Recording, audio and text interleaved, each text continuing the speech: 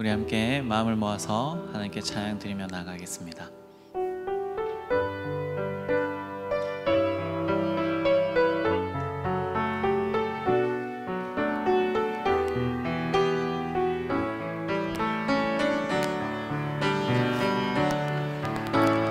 내 평생 사는 동안 주 찬양하리.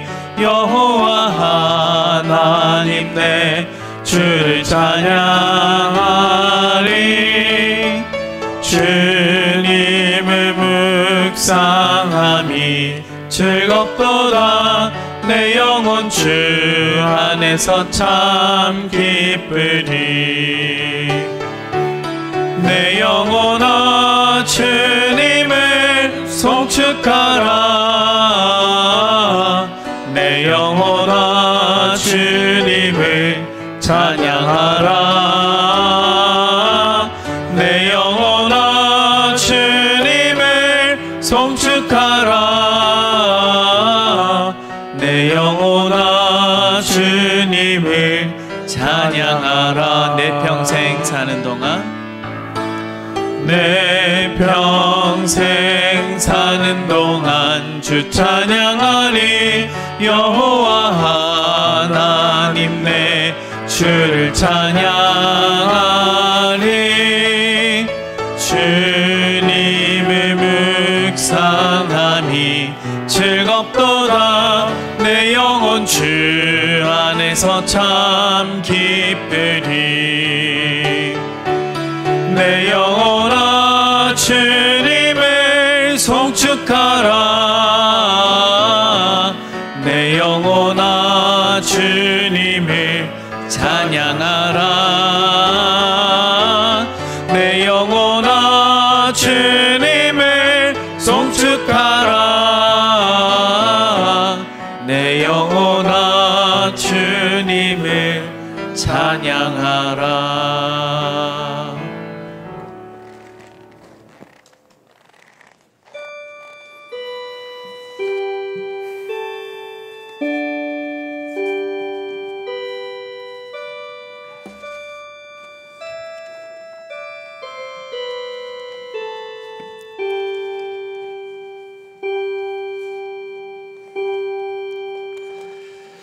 참 좋으신 하나님, 오늘도 하나님께서 수놓으신 가을 길을 따라 예배의 자리에 나오게 하심을 감사드립니다.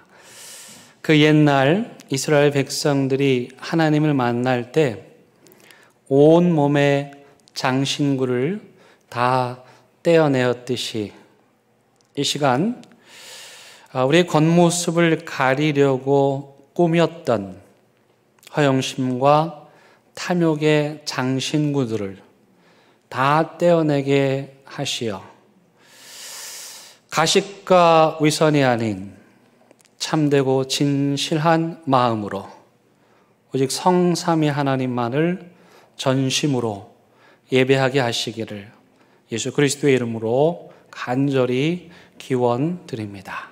아멘.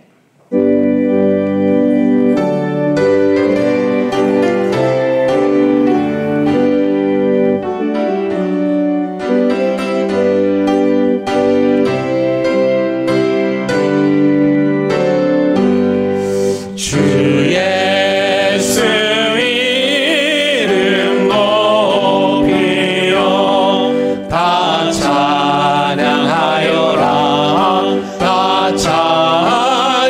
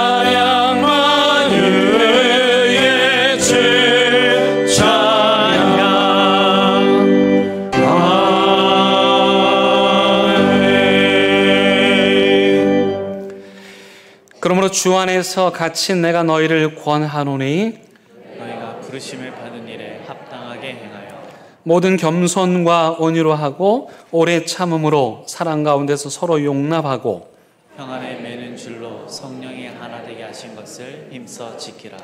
몸이 하나요 성령도 한 분이시니 이와 같이 너희가 부르심의 한 소망 안에서 부르심을 받았느니라. 주도 한 분이시요 믿음도 하나요 세례도 하나요 하나님도 한 분이시니 곧 만유의 하나님이시라. 만유 위에 계시고 만유를 통일하시고 만유 가운데 계시도다. 아멘. 나는 전능하신 아버지 하나님 천지의 창조주를 믿습니다. 나는 그의 유일하신 아들 우리 주 예수 그리스도를 믿습니다. 그는 성령으로 잉태되어 동정녀 마리아에게서 나시고 본디오 빌라도에게 고난을 받아 십자가에 못 박혀 죽으시고 장사된 지 사흘 만에 죽은 자 가운데서 다시 살아나셨으며 하늘에 오르시어 전능하신 아버지 하나님 우편에 앉아 계시다가 거기로부터 살아있는 자와 죽은 자를 심판하러 오십니다. 나는 성령을 믿으며 거룩한 공교회와 성도의 교제와 죄를 용서받는 것과 몸의 부활과 영생을 믿습니다. 아멘. 이 시간 자리에 앉으셔서 하나님과 여러분만이 아는 은밀한 죄를 침묵 가운데 고백하는 시간 갖겠습니다.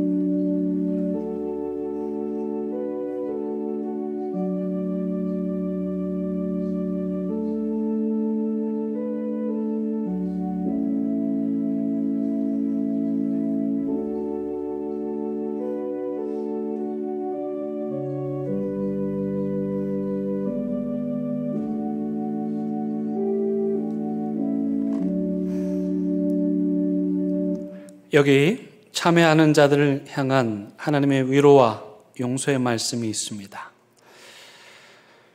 너희는 옷을 찢지 말고 마음을 찢고 너희 하나님 여호와께로 돌아올지어다. 그는 은혜로우시며 자비로우시며 노하기를 더디하시며 인애가 크시사 뜻을 돌이켜 재앙을 내리지 아니하시리라. 아멘.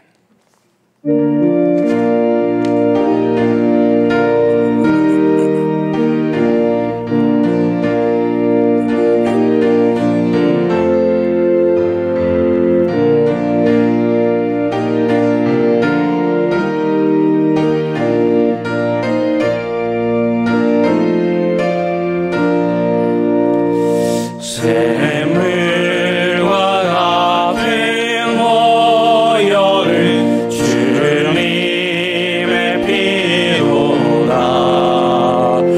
보혈의 죄를 씻으면 정하게 되겠네. 정하게 되겠네. 정하게 되겠네. 보혈의 죄를 씻으면 정하게 되겠네. 저도 회개하고서 보혈에 씻었네. 저도 저 같은 이 몸도 죄 씻기 원하네. 죄 씻기 원하네. 죄 씻기 원하네. 저도 저 같은 이 몸도 죄 씻기 원하네. 대속함 받은 백성은 영생을 얻겠네. 샘 쏟듯 하는 기원세 한없이 크도다. 한없이 크도다. 한없이 크도다. 샘 쏟듯 하는 기원세 한없이 크도다. 날 정케 하신 기원이 그 사랑 없네. 살 동안 받는 사랑을 늘 찬송하겠네. 늘 찬송하겠네. 늘 찬송하겠네. 살 동안 받는 사랑을 늘 찬송하겠네. 이 위에 천국 올라가 더 좋은 노래로 날 구속하신 은혜를 늘 찬송하겠네. 늘 찬송하겠네. 늘 찬송하겠네. 날 구속하신 은혜를 늘 찬송하겠네.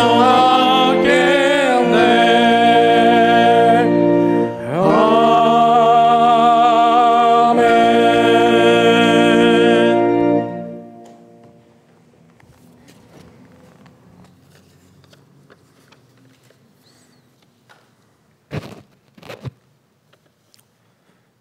만복의 근원이신 하나님, 가을이 엊그제 같은데 이제는 아침 저녁으로 찬바람이 부는 가운데에서도 하나님을 찬양하고 기도하며 말씀 듣고자 저희 대연교회 성도님들이 이곳 대연교회당에 모이게 하심에 감사드립니다. 먼저 저희와 아버지 사이에 가로막힌 죄의 담이 있다면 허물어 주사 하나님과 화목한 저희들을 되게 하옵소서. 10월도 한 주만을 남기고 있습니다. 사랑의 주님, 저희를 붙드시고 인도하사 유종의 미를 거두는 한 주가 되게 하옵소서. 주의 궁정에서의 한 날이 다른 곳에서의 첫날보다 낫다고 고백했지만 저희는 반대로 세상에서의 첫날을 더 좋게 여기고 공적인 예배를 소홀히 여기지는 않았는지 돌아보게 됩니다. 저희들이 삼가 예배가 형식이나 구경거리가 되지 말게 하시고 성령 충만을 허락하사 온전히 하나님께 영광을 돌리게 하옵소서. 저희가 매주 드리는 이 예배를 통하여 다시 한번 주님의 복음과 십자가로 이 나라를 구해 주시고 복음 통일과 예수와 한국이 하나 되는 주의 성령의 능력으로 이 땅을 회복시켜 주옵소서. 저희 힘과 능력으로는 모든 것을 감당할 수 없사오니 주님께서 저희에게 지혜를 더하시고 새로운 마음을 다하사 하나님이 기뻐하시는 뜻이 무엇인지 잘 분별하는 삶을 살게 하옵소서. 아침 저녁에 일교차가 심한 한절기에 힘들어하시는 연로하시는 어르신들을 기억하여 주시고 아픈 이들의 몸과 영혼을 치유하여 주옵소서. 저희 교회가 이 지역 속에서 소금과 빛의 역할을 잘 감당하기를 원합니다. 교회 안에서 폐쇄되어 살아가는 것이 아니라 지역 주민들과 함께 호흡하고 동행하여 그들의 필요를 채우고 그들을 도와 바른 것을 행하는 삶을 살아가게 하옵소서. 의지할 대상이 없어 술과 마약, 도박 등과 같은 향락과 쾌락의 삶으로 그들의 삶을 추구하는 이들에게는 의지할 대상을 만날 수 있는 통로가 되도록 저희 교회가 그 역할을 감당하여 희망을 주는 길잡이가 되게 하옵소서. 가난한 자들에게서 도움의 손길을 내밀고 힘든 자들에게 위로하고 격려하는 교회가 되기를 원합니다.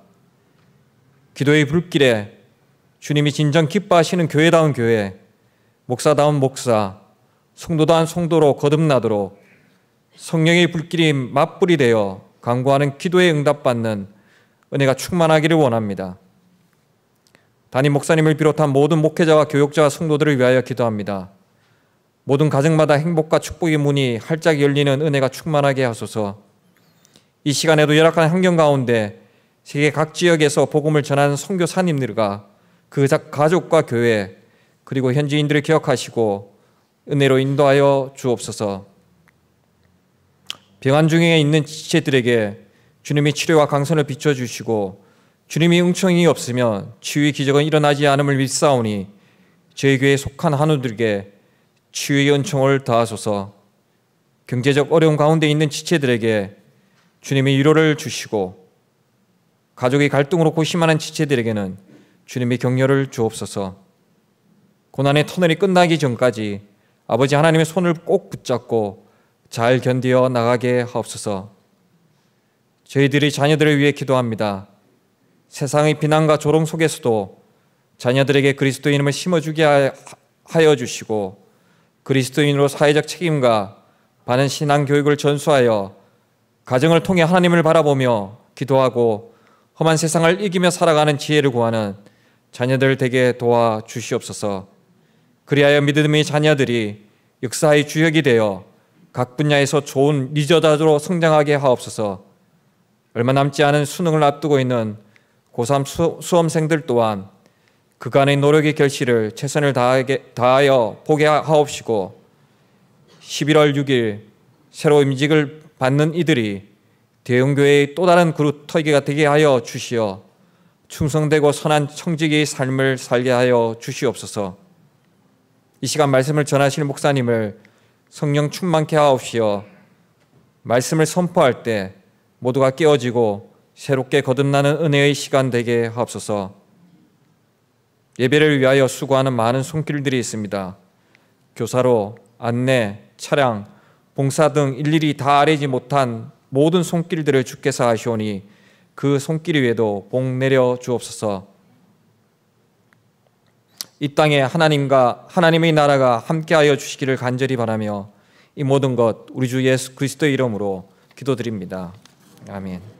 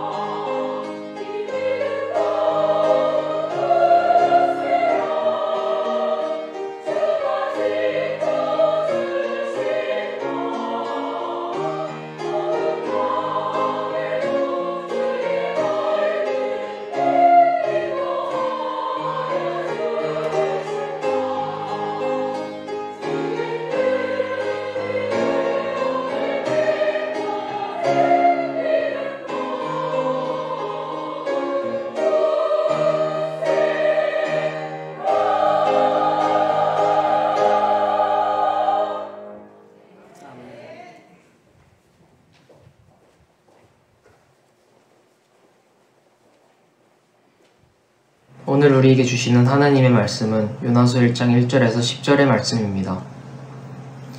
이제 하나님의 말씀을 봉독하겠습니다. 하나님의 말씀을 경청하시기 바랍니다. 여호와의 말씀이 아미떼 아들 요나에게 임하니라. 이르시되 너는 일어나 저 큰 성읍 니느웨로 가서 그것을 향하여 외치라. 그 악독이 내 앞에 상달되었음이니라 하시니라. 그러나 요나가 여호와의 얼굴을 피하려고 일어나 다시스로 도망하려 하여 욥바로 내려갔더니 마침 다시스로 가는 배를 만난지라. 여호와의 얼굴을 피하여 그들과 함께 다시스로 가려고 배삭을 주고 배에 올랐더라. 여호와께서 큰 바람을 바다 위에 내리심에 바다 가운데 큰 폭풍이 일어나 배가 거의 깨지게 된지라. 사공들이 두려워하여 각각 자기의 신을 부르고 또 배를 가볍게 하려고 그 가운데 물건들을 바다에 던지니라. 그러나 요나는 배 밑층에 내려가서 누워 깊이 잠이 든지라. 선장이 그에게 가서 이르되 자는 자여 어찌함이냐. 일어나서 내 하나님께 구하라. 혹시 하나님이 우리를 생각하사 망하지 아니하게 하시리라 하니라. 그들이 서로 이르되 자 우리가 제비를 뽑아 이 재앙이 누구로 말미암아 우리에게 임하였나 알아보자 하고 곧 제비를 뽑으니 제비가 요나에게 뽑힌지라. 무리가 그에게 이르되 청하건대 이 재앙이 누구 때문에 우리에게 임하였는가 말하라. 내 생업이 무엇이며 내가 어디서 왔으며 내 나라가 어디며 어느 민족에 속하였느냐 하니 그가 대답하되 나는 히브리 사람이요 바다와 육지를 지으신 하늘의 하나님 여호와를 경외하는 자로라 하고 자기가 여호와의 얼굴을 피함인 줄을 그들에게 말하였으므로 무리가 알고 심히 두려워하여 이르되 내가 어찌하여 그렇게 행하였느냐 하니라. 아멘. 이것은 하나님의 말씀입니다.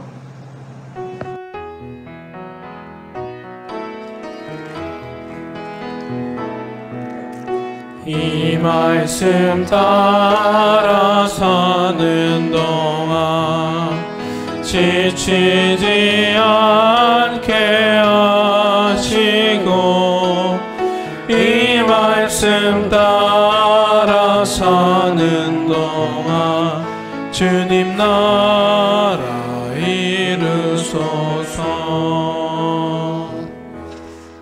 꽤 긴 본문인데 아주 잘 읽어 주었지요. 지금 계속해서 우리 고3 수험생 아이들이 하나님의 말씀을 성도님들께 봉독하고 있습니다. 여러분들 늘 보시면서 이름 기억하시며 기도해 주시기를 바랍니다. 또 가슴 졸이며 임용고사를 또 취직을 준비하는 청년들도 있습니다. 여러분 마음에 두시고 함께 기도해 주시기를 바랍니다. 군대 가면 독도법 훈련을 받습니다. 이게 왜 중요하냐면 이 독도법이라는 게 지도하고 나침판 가지고 길을 찾는 건데요. 전쟁이 났을 때 상관이 어디로 오세요 했는데 이 독도법을 잘 못해가지고 적지로 가면 어떻게 되겠습니까? 아찔한 일 아닙니까? 그래서 군인들이 항상 훈련하는 게 뭐냐면 지도하고 나침판 이걸 가지고 산에 떨어뜨려 놓습니다. 저도 강원도 양구에서 이 훈련을 했었는데요. 2명, 3명 같이 이제 팀으로 짜서 지도 표시해주고 여기를 찾아와라 그렇게 말하는 거예요. 우리 손에 쥐어진 건 지도, 그 다음에 나침반, 그리고 지형 지물을 이렇게 이해하고 뭐 그런 지식을 다 동원해가지고 원하는 목표점을 찾아가야 되는 거예요. 근데 여러분 여기에서 원하는 목표점을 찾아가는 데 있어서 가장 중요한 첫 번째 출발은 뭘까요? 그건 뭐냐면 내가 지금 어디 서 있는지 나의 좌표부터 확인하는 겁니다. 내가 지금 서 있는 이 자리가 지도상에 어디인지를 일치시켜야만 내가 서 있는 그 자리에서부터 나침판을 보고 지도를 보고 거리를 계산해서 방향을 찾아가는 것이죠. 인생도 마찬가지인데요. 앞으로 나아가려고 하는 것보다 더 중요한 건 지금 내가 서 있는 자리가 어디인가. 내 긴 인생에서 나는 어떤 좌표점에 서 있나. 즉 내가 서 있는 자리를 정확하게 파악해야만 앞으로 나아갈 수가 있는 것이죠. 지금 우리가 종교개혁 기념주일과 창립주일을 앞두고 계속해서 종교 개혁에 대한 말씀을 나누고 있습니다. 그 이유는 무엇이냐면 우리가 앞으로 나아가기 위해서 현재 대연교회가 서 있는 자리가 어디인가를 찾고자 함입니다. 그리고 한국교회는 도대체 어떤 좌표점에 서 있는가? 우리가 서 있는 그 정확한 자리를 알고 싶어서 그래야만 앞으로 나갈 수 있으니까 지금 이 말씀들을 계속해서 나누고 있습니다. 여러분들 한 표 하나로 제가 지난 설교들을 정리해 드리면 1500년 동안 중세 카톨릭 교회에 함께 하다가 루터라고 하는 사람이 1517년에 이건 아닌 것 같아. 성경에 보니까 중세 카톨릭이 하는 건 잘못된 것 같아. 그래가지고 분리되어 따로 떨어져 나온 것이 개신교입니다. 그리고 올해로 505주년이 되었고 바로 저 1517년이 우리가 속한 개신교의 기원입니다. 여러분 한 가지 주목하실 것은 제가 1517년을 기점으로 해서 왼쪽과 오른쪽 컬러가 다르죠. 그리고 이름도 다릅니다. 무슨 뜻이냐면 오늘날의 카톨릭과 중세 카톨릭은 일치하지 않습니다. 왜냐하면 1517년 이후에 카톨릭 교회도 충격을 받아가지고 그들 나름대로 교회를 개혁하는 일들을 해왔고 지금도 계속하고 있습니다. 그래서 여러분들이 이 두 개를 좀 구분할 줄 아셔야 하고 그리고 개신교는 바로 루터를 통해서 종교개혁이 일어나게 되고 그 다음에 깔뱅이라는 사람을 통해서 제2의 종교개혁이 일어나게 됩니다. 그래서 루터를 종교개혁 1세대라 말하고 깔뱅을 종교개혁 2세대라고 말합니다. 루터는 독일 사람이죠. 그리고 독일을 중심으로 해서 유럽 전역에 복음의 물결을 흘러보냈고 그래서 루터를 따르는 후예들을 루터교라고 합니다. 오늘날 우리 대한민국, 우리나라에는 루터교 교회가 약 50개 정도밖에 되지 않습니다. 우리 노회에 속한 교회가 약 150개, 200개 되니까 우리 노회보다도 작은 거죠. 그리고 루터교 목사님들도 60여 명밖에 되지 않습니다. 대한민국 전체에서. 하지만 전 세계를 기준으로 보면 루터교는 우리 장로교보다 훨씬 더 많은 개신교에서 1등 자리를 차지합니다. 일단 기본적으로 독일 전체가 다 루터교회이기 때문이죠. 그의 뒤를 이어서 1536년에 우리의 장로교회 선조인 깔빙이 프랑스 사람임에도 불구하고 스위스 제네바에 가서 종교개혁을 일으키고 그렇게 만들어진 것이 장로교고 우리는 깔뱅의 장로교회 후예가 되는 것입니다. 지난 우리 유럽 필드 스터디 때 우리 청년들의 리더십 학교에서 독일과 이 스위스, 제네바 이 두 곳을 다녀왔었죠. 여러분 이 1세대의 종교개혁 1세대의 루터와 깔뱅은 많은 면에서 차이가 있습니다. 일단 사진 한번 보여주세요. 여러분 사람이 풍기는 인상이라는 게 있는데 그러면 어떤 것 같습니까? 루터와 깔뱅. 일단 루터는요 화통한 사람입니다. 그리고 사람들과 어울려서 먹기를 좋아하는 늘 잔치를 베푸는 그런 유형의 사람이고요. 우리나라로 하면 막걸리를 말술로 마실 그런 사람입니다.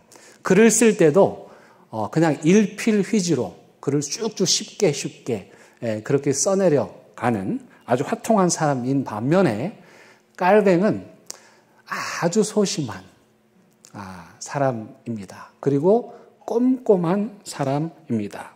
그래서 스스로 말하기를 나는 샌님 학자다. 그러니까 칼뱅은 이런 거예요. 공부가 제일 쉬웠어요. 공부에 관한 한 타의 추종을 불허할 정도로 잘하는 거야. 그래서 만약에 루터가 깔뱅을 초대해서 이제 잔치를 베풀잖아요. 그러면은 루터는 사람들과 어울려서 막 먹고 즐기는데 깔뱅은 저 구석에서 조용히 책을 보는 스타일. 그게 바로 깔뱅이고 그 깔뱅이 바로 우리 장로교의 선조예요. 특히 이 깔뱅은 개인 경건을 굉장히 강조했어요. 또 금욕적인 신앙생활을 해가지고 하루에 한 끼밖에 안 먹었어요. 금식을 밥 먹듯이 했고 그러다 보니까 건강이 좀 좋지 않았어요. 그런데 여러분, 이 루터와 칼뱅의 이 기질적으로 전혀 다른 성품을 가지고 있음에도 불구하고 아주 중요한 공통점이 있습니다. 그건 뭐냐면 하나님의 진리를 수호하는 데 있어서는 한 발도 물러나지 않는 사람이었어요. 루터는 화통하게 물러나지 않았고 깔뱅은 깐깐하게 물러나지 않았어요. 그래서 하나님의 진리를 온몸으로 수호했던 사람입니다.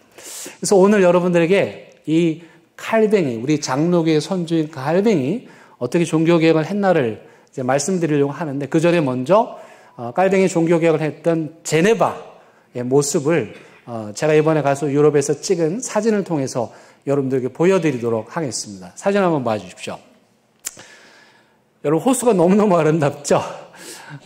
제네바 한복판에 있는 레만 호수입니다. 물이 너무 맑고 하늘도 청명하고 구름도 선명하고요. 그리고 저기 높이 솟은 분수는 약 100m까지 올라가는데요. 그 옆에 가면 저렇게 형형색색의 무지개가 있습니다. 사람도 참 아름답지 않습니까? 네. 너무 아름다워서 저도 사진 찍었고 그 분수 옆에 주변에만 가면 얼마든지 무지개 사진 찍는 건 그렇게 어려운 일이 아니에요. 제가 한 가지 생각했던 건 뭐냐면 깔뱅이 이래서 종교개혁에 성공했구나. 힘들 때마다 저 호수에 가서 위로를 받았던 것 같아요. 그날 하루가 너무너무 행복했었거든요. 그리고 이제 우리 깔뱅이 예배했던 설교했던 장피에르 교회를 가보도록 하겠습니다. 그 전에 먼저 아마 여기서 오랜 동안 신앙생활 하신 분들은 깔뱅이라는 말보다 칼빙이라는 말이 더 익숙하실 거예요. 왜냐하면은 이제 그 영어식 발음이기 때문인데요. 근데 둘 다 틀린 거 아닙니다. 그러니까 너무 죄책감 가지실 건 없고, 저는 이제 두 개를 혼용하는데 주로 깔뱅이라는 말을 오늘 사용하도록 하겠습니다. 이 장깔뱅이 설교했던 장피에르 교회이고요. 이 안에 가면 깔뱅이 설교했던 설교단 그리고 앉아서 했던 그 의자 같은 것이 그대로 있어요. 근데 저희가 갔을 때는 내부 공사 중이어서 안으로 들어가지는 못했지만 저곳이 바로 제네바 전체를 하나님의 거룩한 도시로 만드는 깔뱅의 그 설교단 예배 장소였다는 사실을 여러분들 기억해 주시기 바랍니다. 그 다음에는요, 깔뱅이 강조했던 게 두 가지입니다. 하나는 경건, 또 하나는 학문입니다. 그래서 자기 스스로 늘 금욕하며 경건의 삶을 살았고요.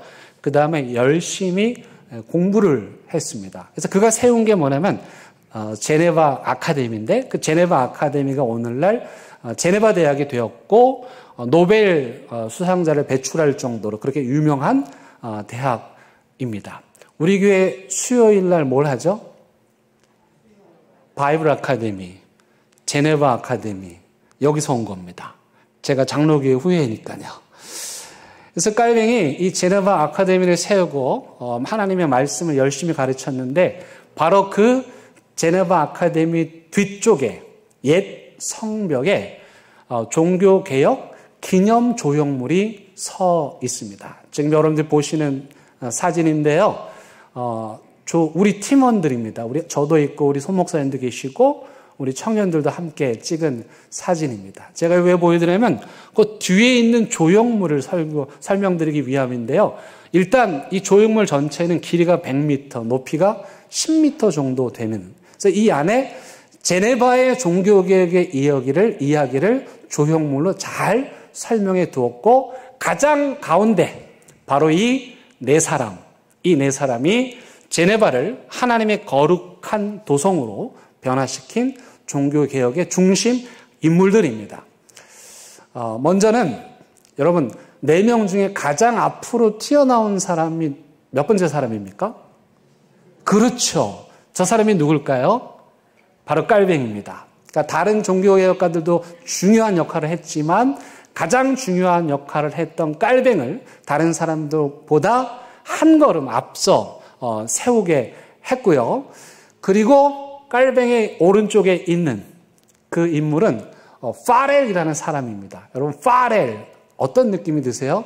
좀 강한 느낌이 들지 않습니까? 이름 그대로 이 파렐은 아주 불같은 사람이었습니다. 그가 설교를 하면 정말 열정적으로 부흥사처럼 설교를 했고 많은 사람들이 그의 설교를 통해서 감화를 받는 거야. 근데 문제는 뭐냐면 이분은 뒷수습은 잘 안 돼. 정리는 잘 안 돼. 그냥 큰 소리 치고 이거 해야 돼! 그리고 사고 치고 많은. 그러다 보니까 종교개혁이 좀 지지부진한 그런 어려움을 겪게 되었습니다. 또 한 번 더 보여주시면 깔뱅의 왼쪽에 있는 사람은 바로 깔뱅의 제자인 베자이고 또 맨 끝에 있는 사람은 존 낙스라고 하는 사람인데 제네바에서 깔뱅에게 종교개혁을 배우고 또 장로교에 대해서 배우고 자기의 고향인 스코틀랜드로 넘어가서 스코틀랜드의 장로교를 전파한, 그래서 스코틀랜드 장로교가 바로 이 존 낙스를 통해서 세워지게 됩니다. 이제 깔뱅의 개혁을 좀 더 깊이 들어가 보려고 하는데요. 일단 그때 당시에 유럽의 분위기를 좀 알 필요가 있는데요. 여러분, 루터가 이제 포문을 열고 개신교도들이 많이 늘어나게 됐어요. 하지만 여전히 카톨릭 진영들이 더 많았습니다. 그때 당시에는요, 한 지역의 영주가 카톨릭 교도면 그 지역 전체가 카톨릭이에요. 한 지역의 영주가 개신교를 택하면 그 지역 전체가 개신교인 거예요. 예를 들면 우리로 보면 남구청장이 우리는 개신교야. 그러면 남구 전체 사람들이 개신교를 믿는 거 따라야 되는 거야. 또 북구청장이 아니야, 우리는 카톨릭이야. 그러면 그 북구의 전체 사람들이 카톨릭을 따라가야 되는 거예요. 그렇게 서로 막 이렇게 다툼을 벌이던 그런 와중에 있었는데, 그래도 프랑스는 왕이 이 개신교 진영에 굉장히 우호적인 자세를 갖고 있었어요. 근데 그런 마음에 찬물을 끼얹는 사건이 일어납니다. 개신교에서 종교개혁을 주장했던 사람들 중에 일부 극단주의적인 사람들이 성당에 찾아가서 그 마리아상을 가져다가 깨뜨려 버리는 거예요. 예수상을 갖다가 깨뜨려 버리는 거예요. 그리고 밤에 몰래 대자보를 붙이면서 카톨릭의 미사는 무상 숭배다. 이렇게 제네바 전역에, 프랑스 전역에 붙이는 거예요. 심지어는 왕의 침실에까지 이 대자보가 붙으니까 이 프랑스와 1세가 완전히 분노해가지고 대자보 사건을 일으킨 사람들을 다 체포합니다. 그게 36명이었는데 그 36명을 길거리에서 공개적으로 화형을 시켜버리는 거예요. 그때부터 개신교도들에 대한 박해가 시작이 됐고, 그래서 어쩔 수 없이 깔뱅도 도망을 치게 됩니다.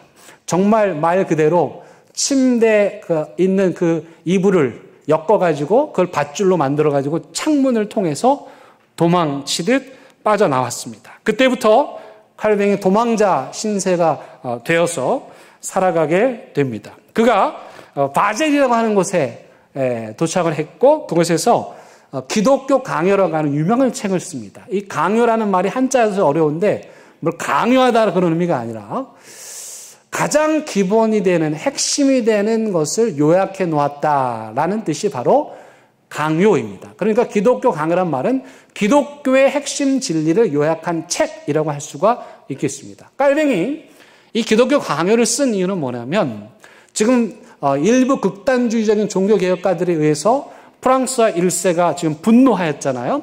그래서 프랑스와 1세에게 아니다, 우리 개신교는 그런 교파가 아니다라는 것을 설명하고 설득하기 위해서 프랑스와 1세 왕에게 헌정하는 글로 시작을 해서 기독교 강요, 즉 기독교의 핵심 진리들을 정리하는데요. 이게 너무 쉬우면서도 체계적인 거예요.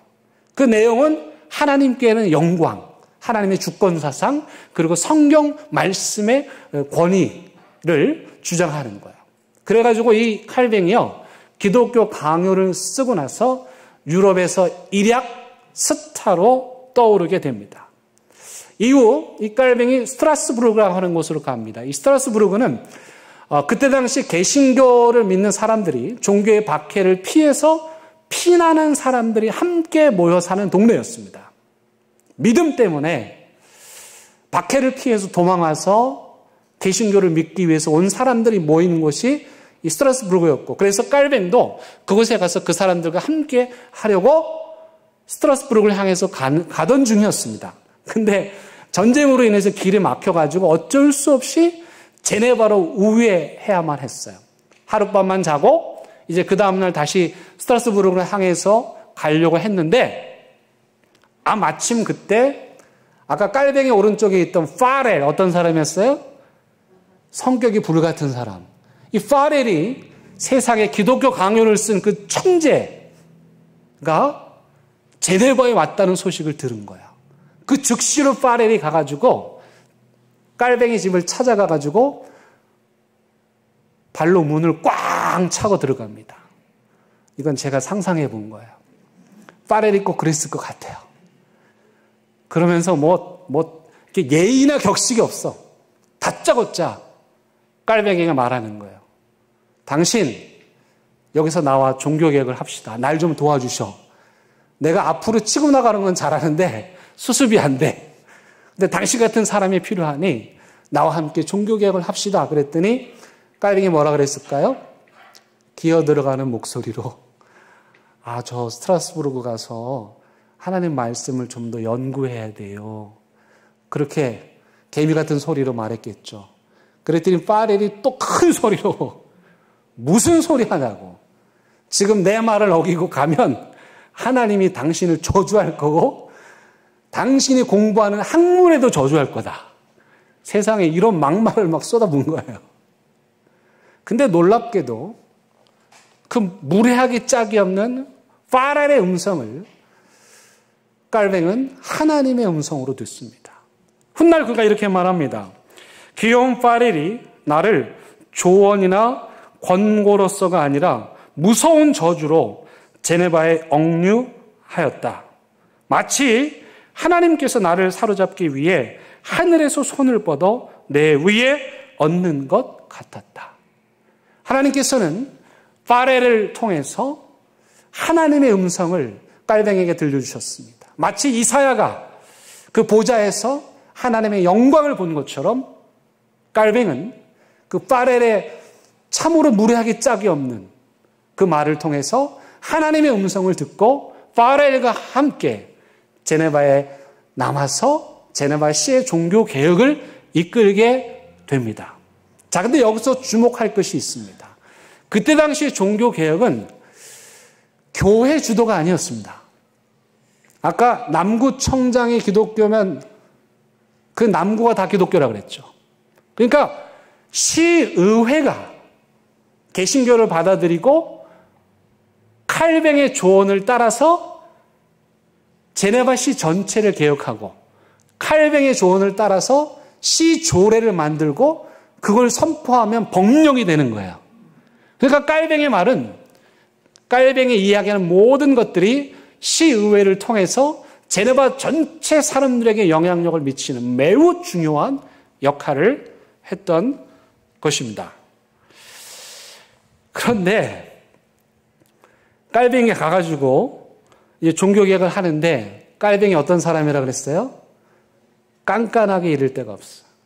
하나님의 진리 앞에서는 눈곱만큼도 양보하는 법이 없는 거예요.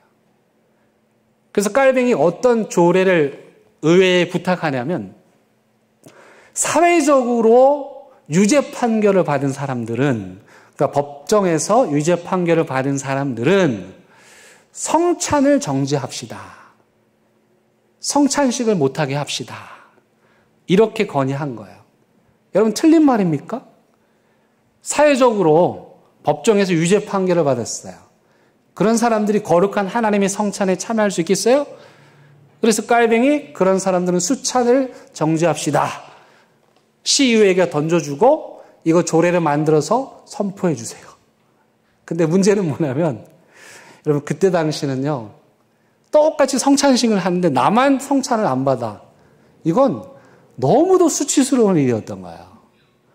그래서 이 시의회가 머뭇거리다가 야, 이건 도저히 안 된다. 그래가지고 깔뱅이의 요구를 거절합니다. 두 번째 또 한 가지 에피소드가 있었는데요. 이 제네바 시의회가 깔뱅에게 성찬식을 할 때 사용하는 빵의 문제를 제기합니다.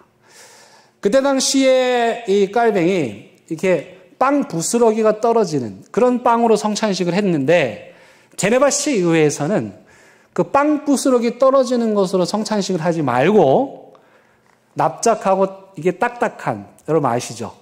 그래서 가루가 떨어지지 않는 빵으로 성찬식을 해라. 이렇게 요구를 한 겁니다. 뭐 부스러기 떨어지는 빵이든 납작한 빵이든 그게 뭐가 중요해요? 깔뱅이 시회에서 요구하면 들어주면 되지. 근데 깔뱅이 안 들어줬어요. 그 이유가 뭘까요? 그건 그 안에 숨은 배경 때문에 그래요. 제네바 시의회가 빵 부스러기 떨어지는 빵으로 성찬식을 하지 말라고 말한 이유는 청소하기 귀찮아서가 아니야. 가루 떨어지는 거 보기 싫어서가 아니라 아직까지도 그들은 중세 미사를 드릴 때 사람들처럼 이 빵이 실제 예수님이라고 생각하는 거예요. 근데 예수님의 몸이 가루가 떨어지면 어떻게 이게 다 주워 먹어야 되는데 그러니까 이게 빵 부스러기 하면 성찬식은 너무 골치 아픈 거야. 그러니까 빵 부스러기 안 떨어진 빵으로 하다 이 말은 빵의 종류를 바꿔달라는 말이 아니고 여전히 구습에 얽매여 있는 거예요. 그래서 깔뱅이 그것을 받아주지 않습니다. 그러자 시의회에서 깔뱅과 파렐에게 설교 금지를 명합니다. 목회자를 불렀고 제네바시 전체에 종교개혁을 이끌어달라고 부탁을 한 두 사람에게 설교 정지를 내려버립니다. 그러나 여러분 아까 제가 뭐라 그랬어요? 이 파렐이나 깔뱅이나 다 마찬가지로 진리 앞에서는 한치도 물러서지 않은 사람들이에요. 제네바 시의회에서 설교 정지를 명했는데 아랑곳하지 않고 이 두 사람이 정해진 대로 설교를 합니다. 그러자 시의회에서 이 두 사람에게 사흘 안에 제네바를 떠나라. 추방시켜버려요. 개신교로 종교개혁을 하려고 불렀던 지도자들인데 도저히 깔뱅의 말을 자기들이 들을 수 없다 해서 깔뱅을 추방시켜버려요. 깔뱅은 그로 인해서 엄청난 충격을 받습니다. 개혁을 다 이루지 못했다는 죄책감, 그리고 그로 인해 고통받을 성도들, 무엇보다도 이러다가 제네바시 전체가 다시 카톨릭 진영으로 넘어가게 될까봐 너무도 마음이 아팠습니다. 하지만 어쩌겠습니까? 추방당했으니, 쫓겨났으니 어쩔 수 없죠. 또 도망자 신사가 되어 나와가지고 원래 가려고 했던 스트라스부르크로 갑니다. 그곳에서 이민자들을 만나서 이민 목회를 하는데 깔뱅이 후에 말하기를 이 스트라스부르크에서 3년은 내 인생에서 가장 행복한 시간이었다 이렇게 말해요. 그곳에서 대화가 되는 사람들을 만나서 신학적인 토론을 하고 앞으로 교회가 어떻게 될지 하나님의 말씀이 무엇인지를 심도 있게 이야기 나누는 기쁨. 여러분 요즘에 아이들이요. 대화가 잘 되면 서로 두 사람이 주고받는 대화가 잘 되는 걸 티키타카라고 그러거든요. 티키타카가 잘 맞는다 그렇게 말해요. 근데 말 그대로 깔뱅이 스트라스부르크에서 티키타카가 너무 잘 되는 거예요. 여러분 여러 가지 고통 중에요. 대화가 통하지 않는 사람과 함께하는 고통이 얼마나 큰 고통인지 몰라요. 근데 스트라스부르크에서는 말이 너무 잘 통하니까 깔뱅이 행복했던 거예요. 그렇게 3년을 보내던 어느 날 제네바 시의회에서 깔뱅에게 한 통의 편지가 옵니다. 내용이 뭘까요? 그 내용인 즉슨 제발 다시 돌아와 달라. 제발 다시 제네바로 돌아와서 우리를 이끌어 달라. 깔뱅이 떠나고 나서 제네바가 완전 엉망이 됐거든요. 여러분들이라면 자신을 쫓아낸 제네바 시의회 사람들에게로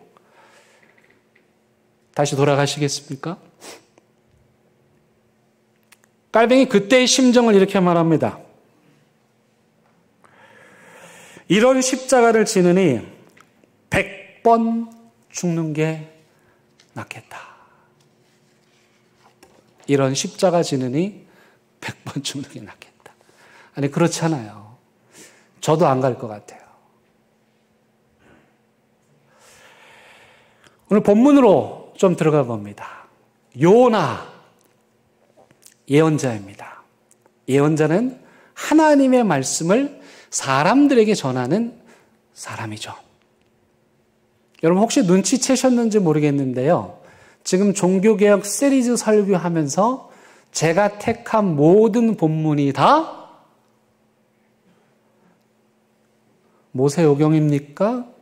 역사서입니까? 아닙니다. 예언서입니다. 모든 본문이 다 예언서. 왜일까요? 종교개혁가들은 하나님의 말씀을 받은 예언자들이었다는 걸 여러분들에게 말하기 위함이에요. 제가 깔아놓은 일종의 복선 같은 거예요. 근데 이 예언자 요나에게 주어진 하나님의 사명은 무엇이었냐면 원수의 나라 니느웨로 가서 하나님의 복음을 전하라는 거예요. 저한테 일본 동경에 가서 전도하라 뭐 이런 것과 비슷한 거예요. 요나가 그 말을 듣고 싫었어요. 그 인간들이 하나님의 사랑을 아는 게 싫었어요. 그래서 니느웨로 안 가고 본문에 보면 여호와의 낯을 피하여라는 말이 2번 나옵니다. 차마 하나님 얼굴을 보면 안 갈 수가 없으니까 고개를 아예 돌려버려요. 여호와의 낯을 피하여 도망하는 거예요. 무작정 요빠 항구로 갔더니 때마침 그때 다시스로 향하는 배편이 있었어요. 그냥 그 배표를 끊어가지고 거기에 무작정 몸을 맡깁니다. 근데 이게 웬일입니까? 이 배가 가다가 얼마 되지 않아서 풍랑을 만납니다. 여러분 그때 당시에도요 배를 아무 때나 띄우지 않았습니다. 다 풍랑이 언제 있는지 아닌지 보고 배를 띄웠기 때문에 이 풍랑은 전혀 예측할 수 없었던 갑자기 불어온 풍랑이었죠.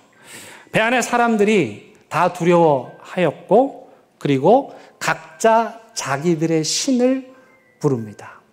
여러분 이 모습을 여러분 주목하셔야 됩니다. 풍랑을 만난 배 안의 사람들, 그 사람들은 하나님을 모르는 사람들입니다. 하나님을 모르는 사람들은 이런 위기를 만나면 하나님을 모르니 각자 자기가 믿는 그런 신들을 찾게 마련이죠. 여러분 얼마나 안타깝습니까? 하나님을 모르는 영혼의 울부짖음 같은 소리로 저는 들립니다. 근데 아무리 울부짖어도 풍랑이 멈추지 않는 거예요. 그래서 그 다음 하는 행동이 뭐냐면 배 안에 짐을 다 버립니다. 무슨 뜻일까요? 자기 전 재산을 다 버린 거예요. 이 배가 가는 목적은 이 짐을 싣고 가서 그걸 팔아가지고 돈을 버는 것인데 지금 요나 때문에 그 배 안에 물건을 다 버린 거니까 이 선장은 망한 거예요. 누구 때문에요? 괜히 요나 한번 태웠다가 하나님 말씀 안 들은 요나 태웠다가 이 선장은 쫄딱 망한 거예요. 상황이 이러한데 요나는 어떻게 하고 있습니까? 5절 하반절을 보니까 이렇게 있어요. 요나는 배 밑층에 내려가서 누워 깊이 잠이 든지라. 여러분 여기 깊이 잠이 든지라는 말씀 주목하세요. 지금 이 상황에서 잠이 옵니까? 그 배가 요즘 카페리처럼 컸을까요? 아니잖아요. 도저히 잠을 잘 수 없는 상황인데 요나가 지금 잠을 자고 있습니다. 뭘까요? 영적인 잠을 의미하는 것이죠. 세상은, 선장은, 선원들은 지금 풍랑 때문에 두려워 떨고 있는데 하나님의 사람이라는 작자가 배 안의 사람들의 고통에 아랑곳하지 않고 혼자 누워서 쿨쿨 잠을 자고 있는 거예요. 여러분 이 선장은 오늘날 세상 사람들을 의미합니다. 하나님의 사람들이 교회가 사명을 잃어버리고 다른 길로 가면 세상의 고통을 받습니다. 그러면 아이고 나 때문에 저렇게 됐네 미안해서 잠을 깨야 되는데 세상에 여전히 쿨쿨 잠을 자고 있어요. 더 기가 막힌 일이 벌어집니다. 누가 이 요나의 잠을 깨웁니까? 6절 보시기 바랍니다. 선장이 그에게 이르되 자는 자여 어찌함이냐.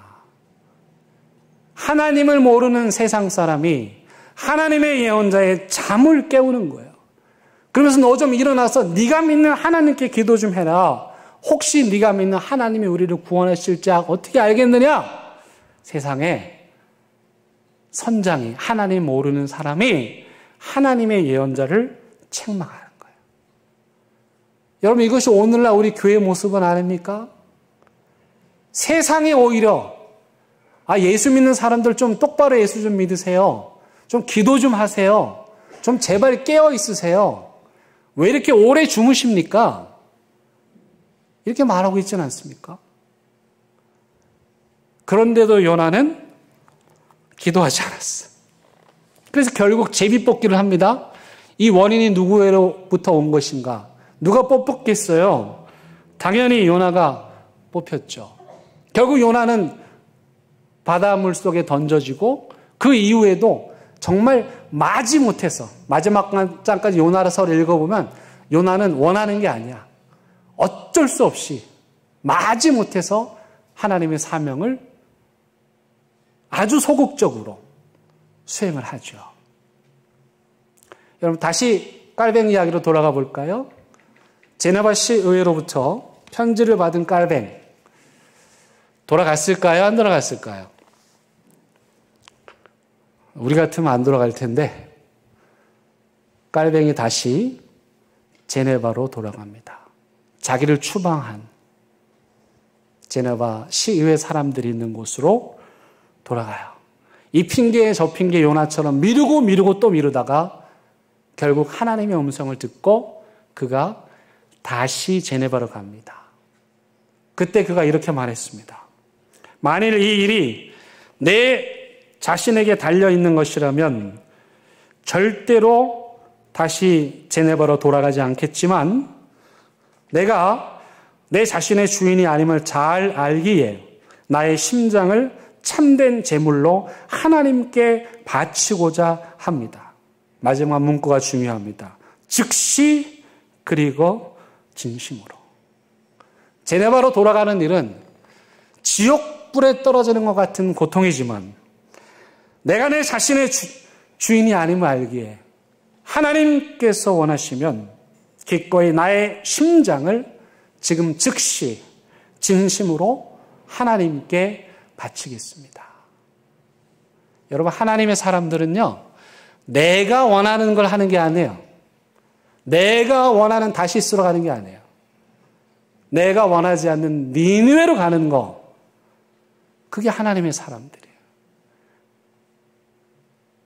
여러분 한 집안의 가장이 이 소명을 잃어버리면 이 배 선원들처럼 그 집안 가족들 전체가 고통을 겪습니다. 교회의 지도자들이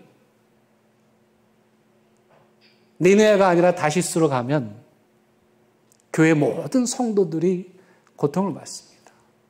교회의 직분자들이 하나님의 소명대로 따라하지 않고 계속해서 다시스를 고집하면 그 공동체 전체가 고통을 받습니다. 여러분 지금 신앙생활을 하고 계신데요. 이왕 하는 거, 이 요나처럼 마지못해서 억지로 물고기 뱃속에 들어가고 그러다 하나님하고 씨름하고 전하기 싫어서 겨우 대충 그렇게 형식적으로 습관적으로 그런 신앙생활을 하지 마시고 깔뱅처럼 우리 장로교의 선조인 깔뱅처럼 하나님 부르시면 하나님 뜻이라면 지금 나의 심장을 즉시 그리고 진심으로 드리겠습니다. 그런 고백을 하는 여러분들 되기를 바랍니다. 마지막 사진 한 장 보여드리고 마치겠습니다. 이 사진은 아까 깔뱅이 예배드리고 설교한 곳이 어디라 그랬어요? 생피에르 교회인데 그 교회 앞에요. 그날 우리가 저 앞에서 이제 설명을 듣고 있는데 그때 웨딩 촬영을 하는 거예요. 저 멋진 차를 가지고 와서 생피에르 성당, 깔뱅이 종교개혁을 했고 설교를 했던 20년 동안 제네바를 거룩한 하나님의 도시로 만들었던 그 예배 장소 앞에서 웨딩 촬영을 하는 거예요. 당연히 우리의 시선은 신랑은 찾았고, 야 그러면 신부는 어딨냐? 하얀색 웨딩 드레스를 입은 사람은 어딨냐 찾았는데 없어요. 이렇게 봤더니 또 한 명의 신랑이 있는 거예요. 동성 결혼이에요. 어디에서? 깔뱅이 그 수모를 겪으면서 제네바를 거룩한 도시로 만들었던 그 예배 장소인 생피에르 성당 앞에서 저 사진을 찍고 있는 거예요. 제가 너무 충격적이어가지고 덜덜덜 떨면서 저 사진을 찍었어요.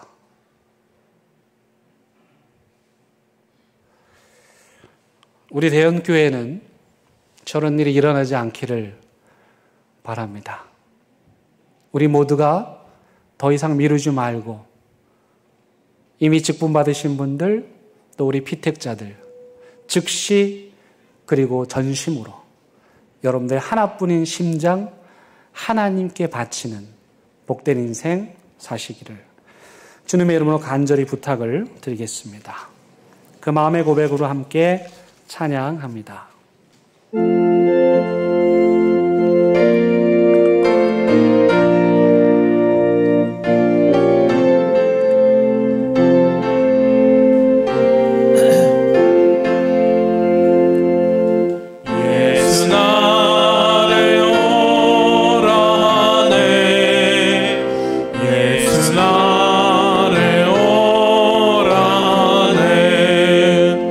어디든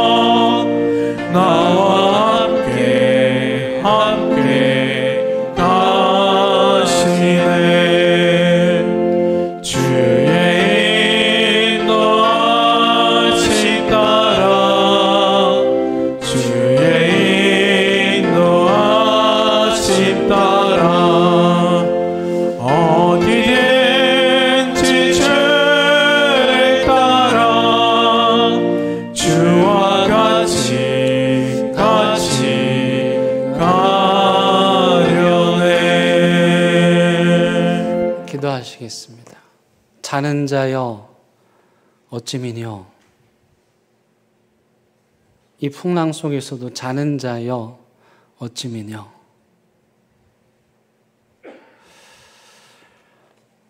이런 세상의 책망을 받고도 여전히 깨닫지 못하는 이 한국교회를 하나님, 이 길고 긴 잠에서 깨워 주옵소서. 내 마음대로 내가 하고 싶은 대로 다시스로 가는 삶이 아니라 하나님의 부르심과 소명에 순종하여 다시 제네바로 가고 다시 느느웨로 가고 다시 내가 원하지 않지만 하나님께서 원하시는 그곳에 가게 하여 주옵소서. 예수님의 이름으로 기도드립니다. 아멘.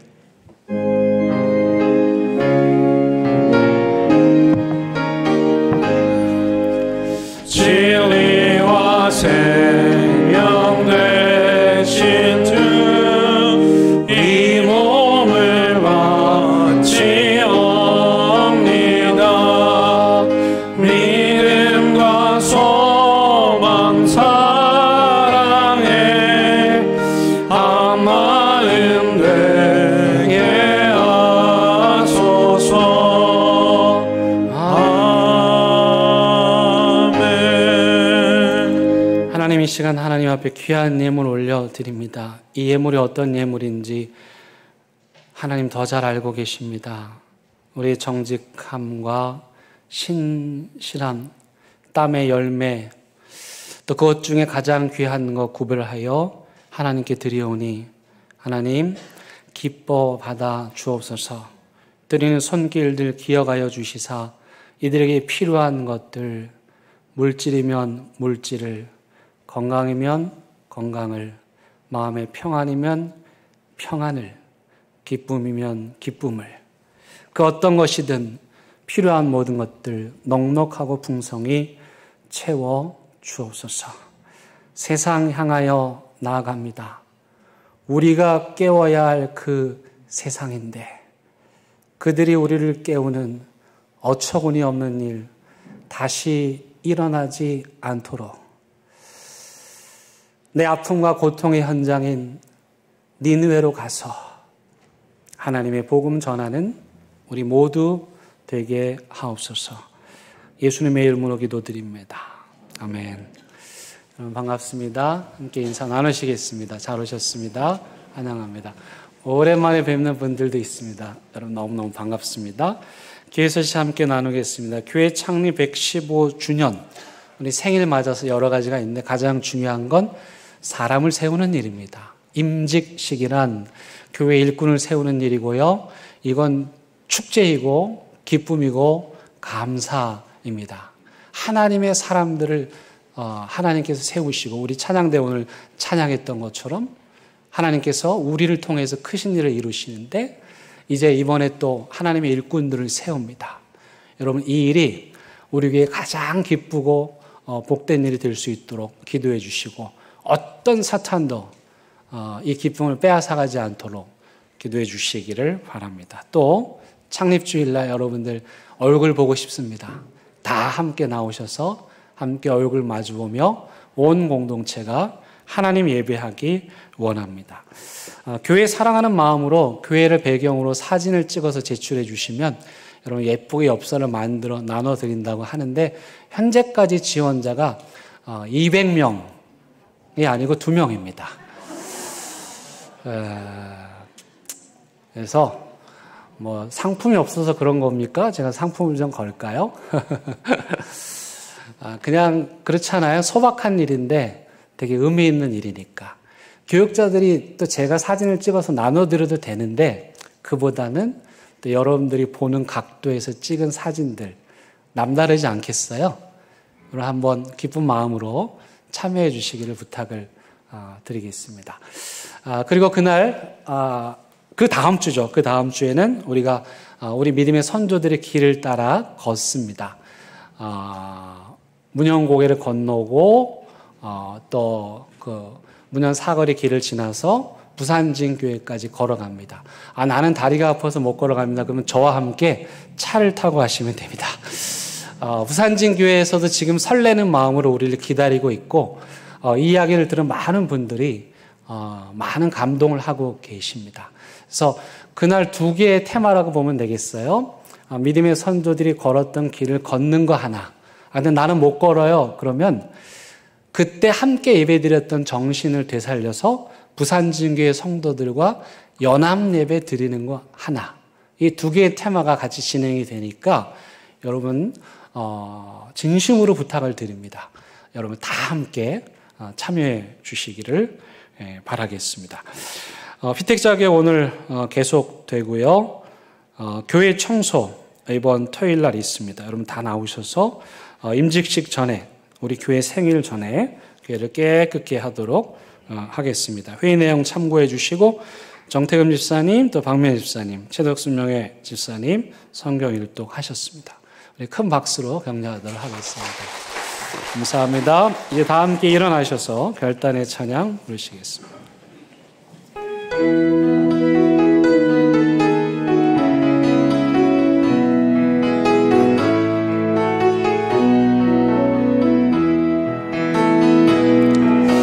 선한 힘에 고요히 감사하여 그 놀라운 평화를 누리며 나 그대들과 함께 걸어가네. 나 그대들과 희망을 여네. 지나간 아픔과 고통의 날이 무겁게 내 영혼 짓눌러도 오 주여 우리 외면치 마시고 약속된 구원을 이루소서. 그 선한 힘이 우리 감싸시니 믿음으로 일어나길 기대하네. 주 언제나 우리와 함께 계셔 하루 또 하루가 늘 새로워. 우리 주님 예수 그리스도의 은혜와 하나님의 크신 사랑과 성령님의 인도하심이 내가 하고 싶은 일이 아니라 하나님께서 원하시는 그 일 따라서 늘 순종하는 믿음의 복된 삶을 살기로 다짐하는 사랑하는 대형교회 모든 성도들 위해 이들의 가정과 일터와 사업장 위에 지금 온라인 예배 드리고 있는 가정재단 위에 그리고 분단조국 위에 이제부터 영원토록 함께 하시기를 간절히 축원하옵나이다. 아멘.